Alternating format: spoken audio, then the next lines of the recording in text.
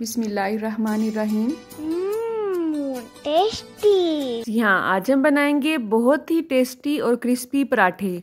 एक नहीं, दो नहीं, बल्कि 3 तरीकों से इसे बनाएंगे और इसे मैदे के बगैर रेडी करेंगे। जी हाँ, आपने बिल्कुल ठीक सुना है। आप भी सोच रहे होंगे कि क्रिस्पी पराठे और वो भी मैदे के बगैर, ये कैसे मुमकिन है।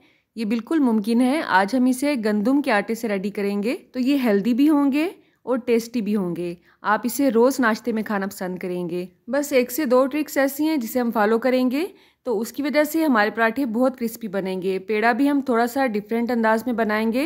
तो चलें आज की रेसिपी का आगाज़ इस दुआ के साथ करते हैं कि अल्लाह आप सबका दस्तरखान सजाए रखिए और हम सबको सेहत और ईमान का रिज़्क अता फरमाए।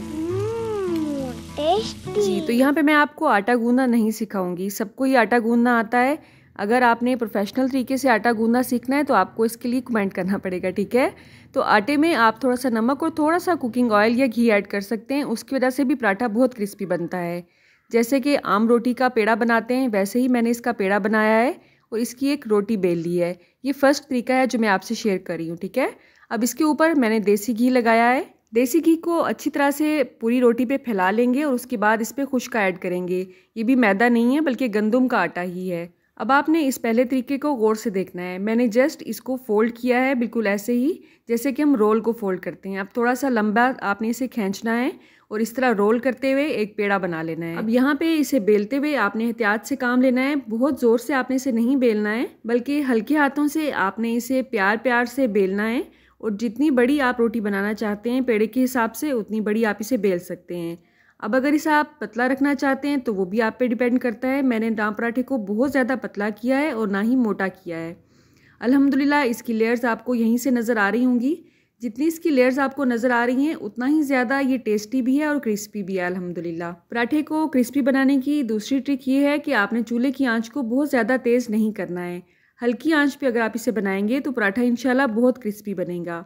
अब आते हैं दूसरे तरीके की तरफ। इस तरीके में भी हम रोटी को बिल्कुल पहली रोटी की तरह बेल लेंगे। उसके ऊपर घी या ऑयल लगाएंगे। घी लगाने से रोटी ज़्यादा क्रिस्पी बनती है। ऊपर अच्छी तरह से खुश्का स्प्रेड करने के बाद सेंटर में मैंने थोड़ा सा कट लगाया है और इस तरह से कोन की तरह इसको मैंने फोल्ड कर लिया है। तो आप देख सकते हैं दूसरा तरीका भी निहायत आसान है। इस तरह से इसको हल्का सा प्रेस करेंगे और एक पेड़े की शक्ल में आ जाएगा। ये देखें, आपको नज़र आ रहा होगा अभी से ही। अल्हम्दुलिल्लाह इसमें बहुत सारी लेयर्स नज़र आ रही हैं। तो वीडियो की स्पीड को मैं इसलिए तेज़ करती हूँ ताकि आप वीडियो देखते हुए बोरियत महसूस ना करें और कम वक्त में आपके पास ज़्यादा नॉलेज आ सके। तो इसे भी हल्के हाथों से ही मैंने बेला है और थोड़ा सा इसे हाथ पे फैला के थोड़ा सा बड़ा किया है। तो गंदम के पराठे को क्रिस्पी बनाने की एक ट्रिक ये भी है कि आपने इसे फ़ौरन ही ऑयली नहीं करना है, बल्कि रोटी को दोनों तरफ से थोड़ा थोड़ा सा पकने दें। उसके बाद घी या ऑयल लगाएं। वैसे तो ऑयल से भी बहुत क्रिस्पी पराठा बनता है, लेकिन अगर आप घी इस्तेमाल करेंगे तो पराठा आपका मज़ीद क्रिस्पी बनेगा इंशाल्लाह। तो बस जैसे हमने पहले पराठे को सेका है हल्की आंच पे, वैसे ही इसे दोनों तरफ से अच्छी तरह से सेंक लेंगे। अब इस पराठे को भी आप अंडे के साथ सर्व करें या अचार के साथ, बहुत ही टेस्टी और क्रिस्पी बनता है। अब आते हैं तीसरे तरीके की तरफ। इसमें भी रोटी को बिल्कुल पहले 2 तरीकों की तरह अच्छी तरह से बेल लेंगे। घी को अच्छी तरह से पूरी रोटी पे फैला लेंगे और उसके बाद खुश्का फैलाएंगे। अब किसी भी पिज़्ज़ा कटर की मदद से या छुरी की मदद से इस तरह से लेयर्स में इसको काट लेंगे। थोड़ा सा खुश्का मज़ीद फैलाएंगे और इस तरह से तमाम लेयर्स को फोल्ड करते जाएंगे। अब इसको दोनों तरफ से आपने अच्छी तरह से रोल करना है और थोड़ा थोड़ा सा खींचना भी है और उसके बाद इस तरह से इसका पेड़ा बना लेना है। आप देख सकते हैं बहुत ही अच्छा इसका पेड़ा बना है अल्हम्दुलिल्लाह। अभी से ही आपको इसमें बहुत सारी लेयर्स नज़र आ रही होंगी। अब अगर आपने सारा गुस्सा इस पेड़े पे निकाला और ज़ोर ज़ोर से रोटी को बेला तो इसकी सारी लेयर्स जो हैं ख़त्म हो जाएंगी और इसका क्रिस्पीपन जो है वो भी कम होगा। तो आपने हल्के हाथों से प्यार प्यार से इसे बेलना है। यहाँ पे वीडियो की स्पीड थोड़ी सी तेज़ है, सॉरी थोड़ी नहीं बल्कि अच्छी खासी तेज़ है।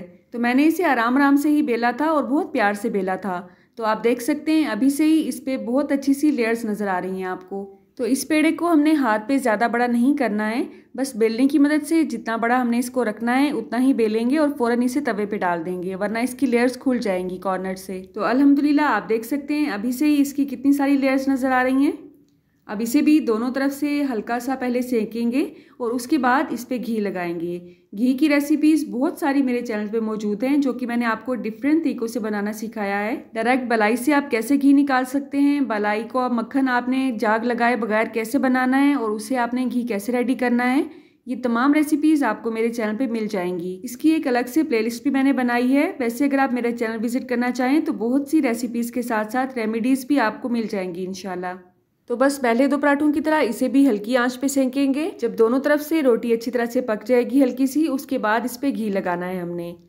और रोटी को बेलते हुए आपने बहुत ज़्यादा इस पर ज़ोर नहीं लगाना है, हल्के हाथ से ही इसे आपने अच्छी तरह से बेलना है।